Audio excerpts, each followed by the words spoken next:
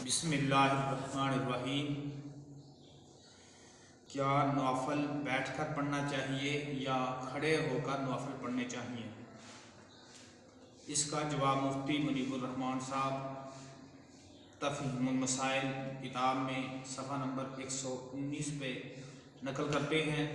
मुफ्ती साहब लिखते हैं कि नवाफल में क़याम फ़र्ज़ नहीं है, अलबत्ता खड़े होकर नफल पढ़ना अफजल है और बैठ कर नफल पढ़ने के मुकाबले में इसका सवाब दुगना है।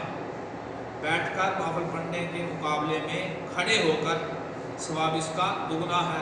ताहम नफल बिला उज़र भी बैठ कर पढ़ना जायज़ है, बस सवाब में कमी होगी, यानी कि क़याम की बानिस्बत निसफ सवाब मिलेगा, आधा सवाब मिलेगा। और खड़े होकर नफल पढ़ने से जब हम खड़े होकर नफल पढ़ेंगे तो पूरा सवाब मिलेगा, अगर बैठ कर नफल पढ़ेंगे तो आधा सवाब मिलेगा।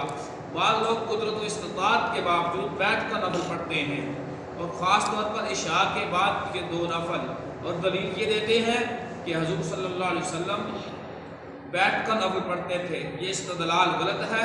हुज़ूर सल्लल्लाहु अलैहि वसल्लम का बैठ कर नफल पढ़ना आप सल्लल्लाहु अलैहि वसल्लम की खासूसियत में से है। और आप से सवाल किया गया कि आप बैठकर, सरकार दो जहां सल्लल्लाहु अलैहि वसल्लम से सहाबा ने सवाल किया कि आप बैठकर नफल पढ़ते हैं, क्या आपके भी सवाब में कमी होती है? तो सरकार ने फरमाया, मेरा मामला और मामला है, मुझे अल्लाह ताला अजर पूरा अता फरमाता है।